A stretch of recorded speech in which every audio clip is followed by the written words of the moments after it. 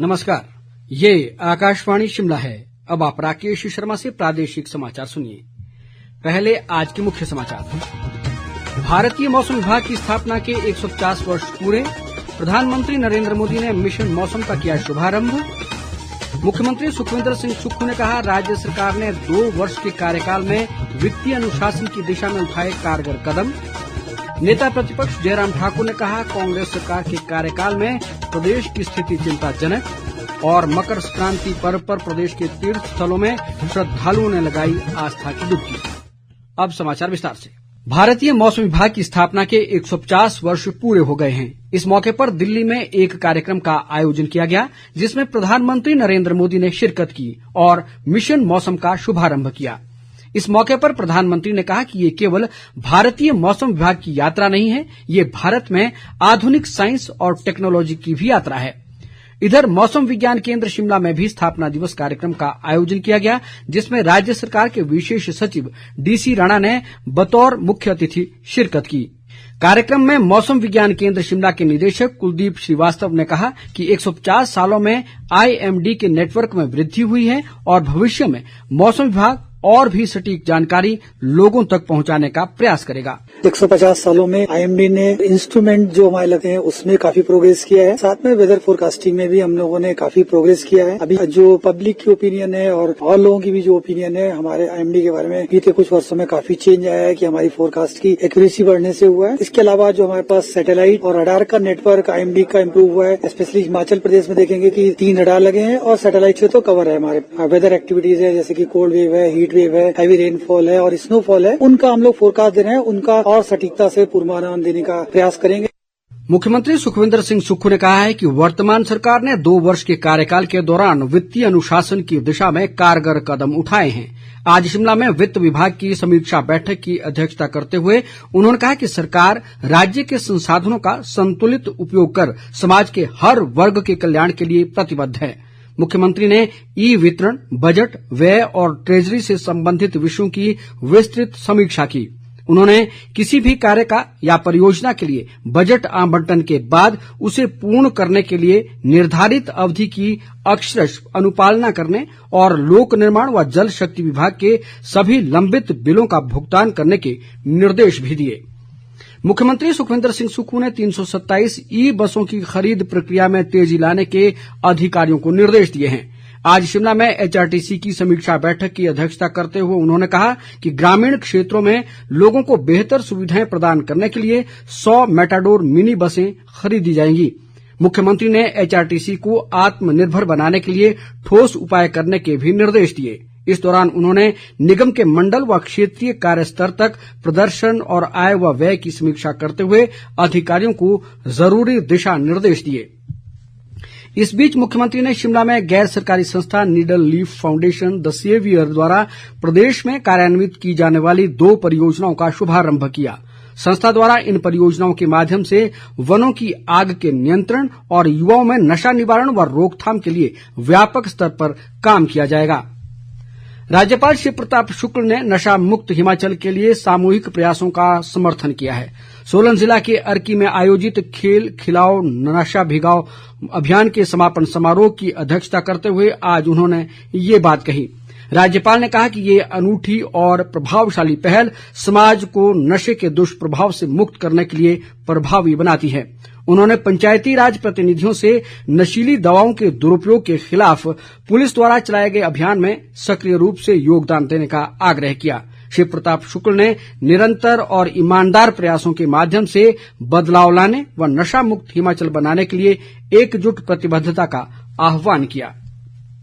विधानसभा अध्यक्ष कुलदीप सिंह पठानिया ने कहा है कि भटियात विधानसभा क्षेत्र के तहत दुर्गम ग्राम पंचायतों में सुचारू पेयजल व्यवस्था से वंचित गांवों के लिए 100 करोड़ रुपए की धनराशि से परियोजना प्रस्ताव तैयार किए गए हैं, जिससे अगले 20-25 वर्षों तक यहां पेयजल की समस्या का स्थायी समाधान सुनिश्चित होगा।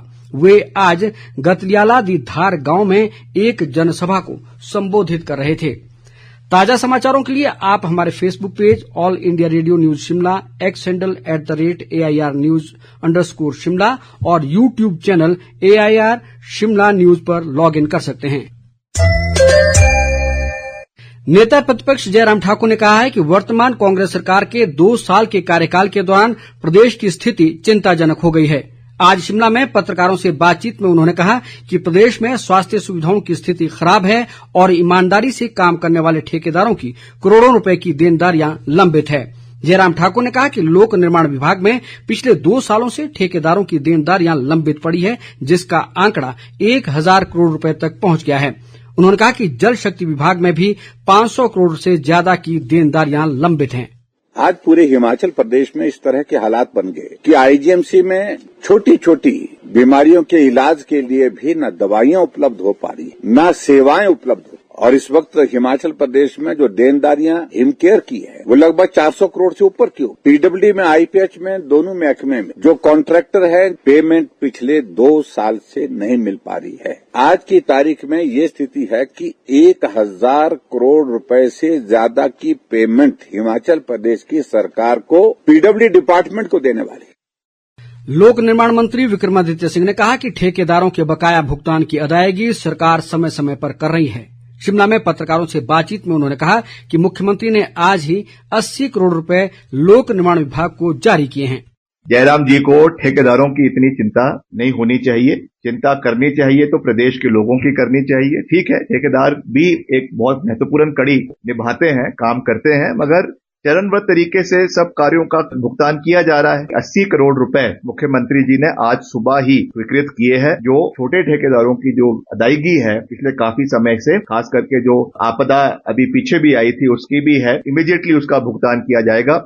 विक्रमादित्य सिंह ने कहा कि सरकार अब उन्हीं सड़कों के निर्माण को प्राथमिकता देगी जिनकी गिफ्ट डीड का काम पूरा होगा। हमने ये निर्णय लोक निर्माण विभाग ने लिया है कि वर्तमान और भविष्य में कोई भी नई सड़क किसी भी हेड में बिना गिफ्ट डीड के, जब तक उसकी पूरी कार्रवाई, रेवेन्यू की कार्रवाई नहीं होती, तब तक उसमें डिपार्टमेंट कार्य नहीं शुरू करेगा। और पिछली जो लायबिलिटीज है उसको क्लियर करने का हम पूरा प्रयास कर रहे हैं। मकर संक्रांति का पर्व आज प्रदेश भर में हर्षोल्लास के साथ मनाया गया। इस अवसर पर श्रद्धालुओं ने पवित्र सरोवरों और नदियों में स्नान किया। शिमला और मंडी जिलों की सीमा पर स्थित धार्मिक स्थल तत्तापानी में मकर संक्रांति के पर्व पर बड़ी संख्या में श्रद्धालुओं ने श्रद्धा की डुबकी लगाई और तुलादान करवाया। विस्तृत ब्यौरे के साथ हमारे शिमला संवाददाता। मकर संक्रांति के पावन अवसर पर तत्तापानी में श्रद्धालुओं की खासी भीड़ देखी गई। इस दौरान प्रदेश के कोने कोने से श्रद्धालु स्नान व तुलादान करने के लिए पहुंचे। अगले 1 महीने तक इसी तरह से श्रद्धालु आस्था की डुबकी लगाने के लिए तत्तापानी पहुंचेंगे। आज मकर संक्रांति है, सूर्य मकर राशि में प्रवेश होता है। पूरे महीने के लिए तत्तापानी में तुलादान विधिवत पूर्वक किया जाता है। यह जमदग्नि ऋषि की तपोस्थली है।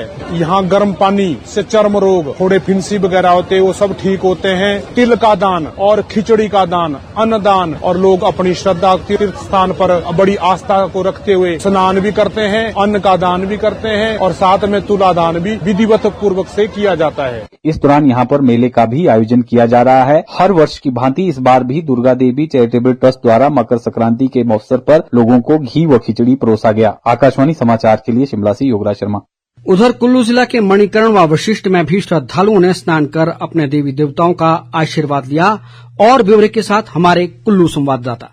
कुल्लू जिला में मकर संक्रांति का त्योहार धूमधाम से मनाया गया। इस अवसर पर लोगों ने मणिकर्ण व वशिष्ठ इत्यादि स्थानों पर पवित्र स्नान किया। घर घर में लजीज व्यंजन बनाए गए थे और लोगों ने जूब देकर संक्रांति की बधाई दी और अपने अपने आराध्य देवों के आगे शीश नवाया। वहीं कुल्लू घाटी के आराध्य भगवान रघुनाथ के मंदिर में आज मकर संक्रांति का उत्सव बड़ी श्रद्धा से मनाया गया। जिला के विभिन्न स्थानों से आए भक्तों ने मंदिर में माथा टेक कर भगवान रघुनाथ जी का आशीर्वाद प्राप्त किया। इस मौके पर भगवान रघुनाथ मंदिर के छड़ी बरदार मेश्वर सिंह पूजा अर्चना में विशेष रूप से उपस्थित रहे। इस दिन मांस और चावल की खिचड़ी का विशेष महत्व है, जो सबको मिलजुल कर रहने का संदेश देती है। आज के दिन एक दूसरे को जूब दी जाती है और भगवान रघुनाथ जी को भी चांदी से बनी जूब चढ़ाई जाती है। इस अवसर पर मंदिर में आए भक्तों में खिचड़ी का प्रसाद भी बांटा गया। आकाशवाणी समाचार के लिए कुल्लू से आशीष शर्मा।